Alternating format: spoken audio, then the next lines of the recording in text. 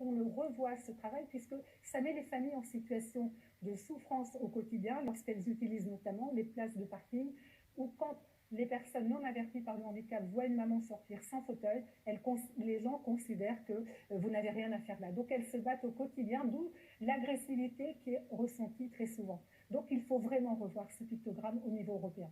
Et faire améliorer le civisme des gens vis-à-vis des personnes en situation de handicap. Merci à tous d'être venus aujourd'hui. Figaro Live. 12 millions de personnes en France sont touchées par le handicap et selon une grande majorité d'entre elles, leurs droits fondamentaux et le principe d'égalité sont bafoués. Au niveau de la Commission européenne, mais c'est inespéré, un bonheur incroyable. En fait, c'est toute une ville que vous récompensez parce qu'on y travaille. Aliano, on est ravis de vous avoir avec nous aujourd'hui parce que vous êtes un exemple remarquable du combat en faveur de l'accessibilité. Vous êtes adjointe au maire d'Évreux en charge du handicap et de l'accessibilité. Évreux vient d'être récompensé, on le voit sur ces images, en décembre dernier par la Commission européenne pour ses efforts dans le domaine de l'accessibilité aux personnes non valides en décrochant le 2e prix de l'Access City Award 2019. Vous passez donc première ville en France sur l'accessibilité aux personnes non valides. Comment décide-t-on un jour de repenser la ville pour améliorer le quotidien des personnes non valides? Alors je crois que c'est l'une des premières choses, c'est d'être de proximité, de connaître les gens, de connaître nos voisins et du coup de connaître les difficultés au quotidien. Lorsque nous avons été élus avec Guy Lefranc, puisqu'il m'a fait confiance à ce moment-là en me proposant la délégation du handicap, de par mon engagement depuis plus de 30 ans dans le secteur du handicap. Donc c'est finalement d'abord peut-être bien connaître le domaine pour ne pas faire n'importe quoi. Et pour ne pas être dans ce qui était évoqué par mes amis du misérabilisme et de la charité. Donc c'est vraiment le côté technique et le côté pragmatique qui a été évoqué tout à l'heure. Mais en même temps, nous avons quand même un allié considérable qui est la loi de 2005 qui a permis de vous dire à Évreux, les associations ne s'entendaient pas forcément bien puisque chacun représentait son handicap et ne travaillait pas ensemble.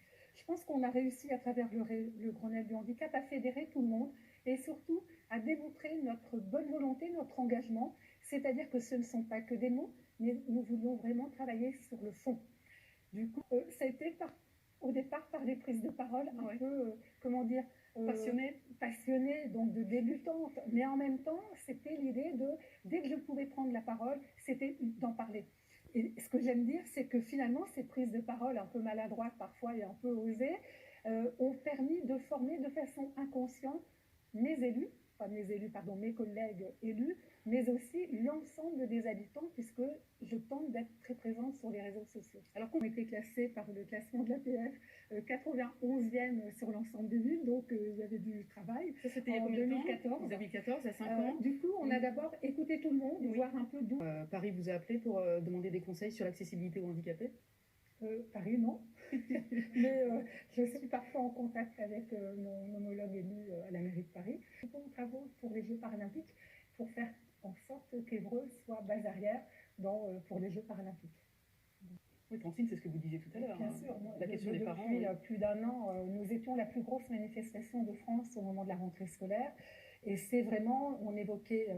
moi, je ne l'attaquerai pas la MDPH parce que vraiment, ce sont des agents très engagés, mais qui manquent de moyens et qui manquent de personnel. Le problème est plutôt là. Et du coup, c'est vraiment, on a mesuré le temps entre la notification, en gros l'ordonnance du médecin, via la MDPH, qui dit que pour que votre enfant puisse être scolarisé avec tous les moyens de compensation nécessaires, il lui faut un ordinateur, il faut une aide humaine, il lui faut... voilà. Et puis l'effectivité sur le terrain, on a vu que parfois ça mettait 3 mois, 6 mois, 1 an, mais en même temps le temps de l'enfant n'a rien à voir avec le temps d'adulte, et on voit bien que du coup, quand on questionnait sur qu'est-ce que l'école, on s'est rendu compte que l'enfant n'allait à l'école qu'une demi-heure par semaine, 1 heure par semaine. Et dans les papiers, bien évidemment, l'enfant est scolarisé. Donc comment aller vers des emplois, qualifiés? Puisque nous aussi, j'ai eu cette réponse dans notre collectivité qui était de dire, mais Madame Maragliano, nous on veut bien embaucher, mais le problème c'est qu'on n'a pas les compétences en face des postes. Il n'y a rien de plus terrible que d'entendre ça. Et c'est pour ça qu'en ce moment, il y a vraiment un élan de contestation sur la